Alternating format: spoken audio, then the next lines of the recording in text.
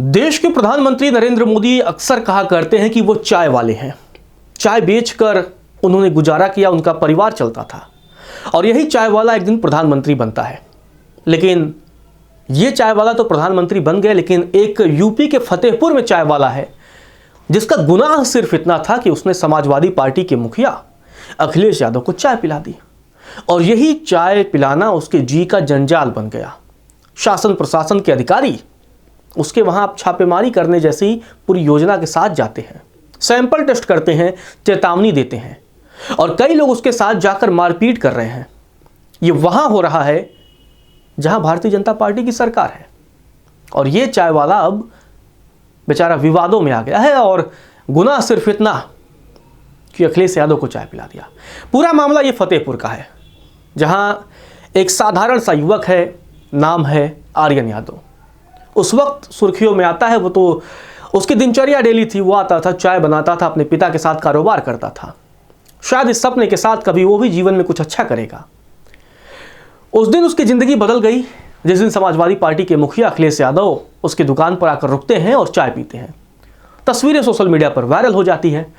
शुरुआत में लगा कि एक छोटी सी घटना है, सामान्य सी बात है और अक्सर नेता ऐसे किया करते हैं, जैसा कि प्रधानमंत्री नरेंद्र मोदी बंगाल में जाकर झालमुड़ी खाते हैं, तो वैसे ही अखिलेश यादव ने एक चाय वाले की दुकान पर रुकते हैं और चाय पी लेते हैं। लेकिन अब ये पूरा मामला राजनीतिक रंग ले चुका है और एक कप चाय आर्यन यादव और उसके परिवार के लिए अब परेशानी का सबब बन गया है। आर्यन का यह आरोप है कि फूड सेफ्टी विभाग की टीम ने उसकी दुकान से चाय का सैंपल लिया और दुकान सीज करने की धमकी दी।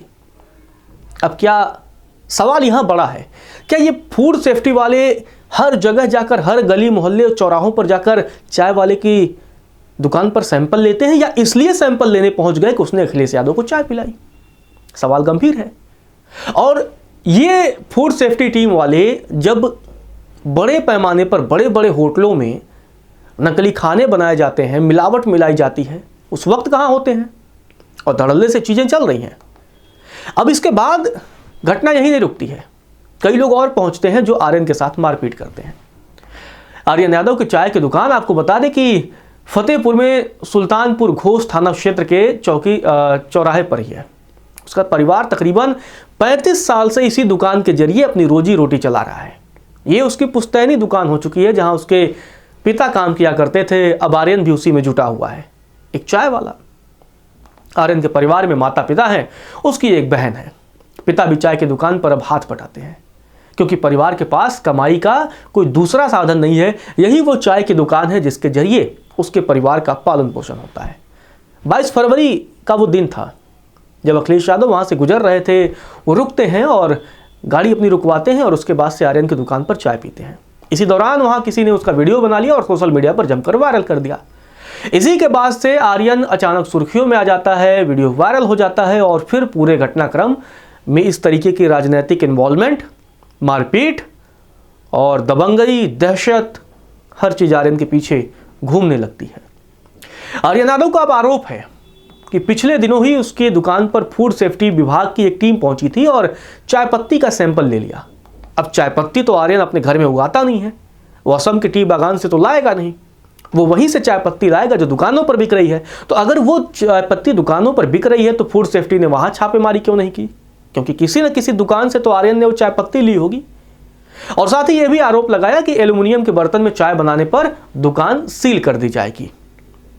अब एक गरीब परिवार है तो अगर एल्यूमिनियम में चाय बनाना जुर्म है तो बड़े बड़े फैक्ट्रियां जो एल्यूमिनियम के बर्तन बना रही हैं उन पर छापेमारी क्यों नहीं?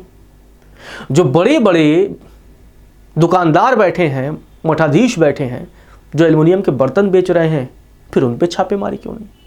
अगर एल्यूमिनियम के बर्तन में चाय बनाने पर उसकी दुकान सील कर दी जाएगी तो कार्रवाई तो यहां पर ही होनी चाहिए। हालांकि अब विभाग ने क्लियर किया है कि यह एक सामान्य जांच प्रक्रिया थी। फिर जब विभाग ने क्लियर किया तो वहीं हमारा सवाल आएगा कि क्या यह सामान्य प्रक्रिया बड़े बड़े एल्यूमिनियम के फैक्ट्रियों में होती है? नहीं, वहां बर्तन बनाए जाते हैं, हाँ कि ना? अगर बर्तन बनाए जा रहे हैं तो कोई ना कोई तो उसको खरीदेगा, कोई ना कोई तो उसका इस्तेमाल करेगा। फिर कहा जाता है नियम कानून और ये दादागिरी।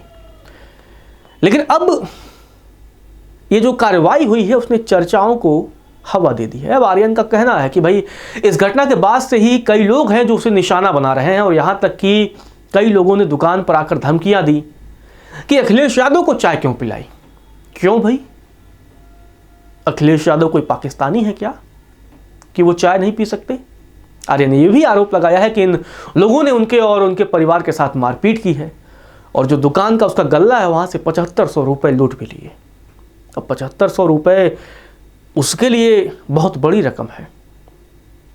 शायद 7500 रुपए में पूरे परिवार का खर्चा महीने भर का चल जाता हो।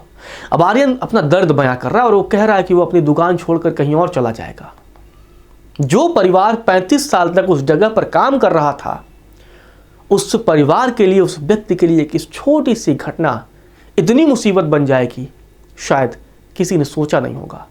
और ये इस बात की तरफ भी इशारा कर रहे हैं कि बतौर सामाजिक नागरिक हमारा कितना पतन हो चुका है। इस मामले में पुलिस ने आर्यन की शिकायत के आधार पर ही जरसीस अहमद, कयूम यासीन अहमद, जावेद अहमद समेत 17 अज्ञात लोगों के खिलाफ विभिन्न धाराओं में मुकदमा भी दर्ज कर लिया है। इस घटना ने हमें सोचने पर मजबूर कर दिया है कि हर चीज को राजनीतिक रंग नहीं देना चाहिए। राजनीति से ऊपर समाज है, समाज से ऊपर राज्य है, राज्य से ऊपर देश है और देश से ऊपर कुछ नहीं। लेकिन अगर इन छोटी छोटी चीज़ों को राजनीतिक हवा दी जाएगी तो ये राजनीतिक हवा आग में तब्दील हो जाएगी और इस आग में सब जलेंगे, कोई नहीं बचेगा। फिलहाल के लिए इस वीडियो में इतना ही। अगर आपने चैनल को सब्सक्राइब नहीं किया है तो चैनल को सब्सक्राइब कर लें और वीडियो अगर आपको अच्छा लगा है तो वीडियो ज़रूर शेयर करें और कमेंट करके अपनी प्रतिक्रिया भी ज़रूर दीजिए।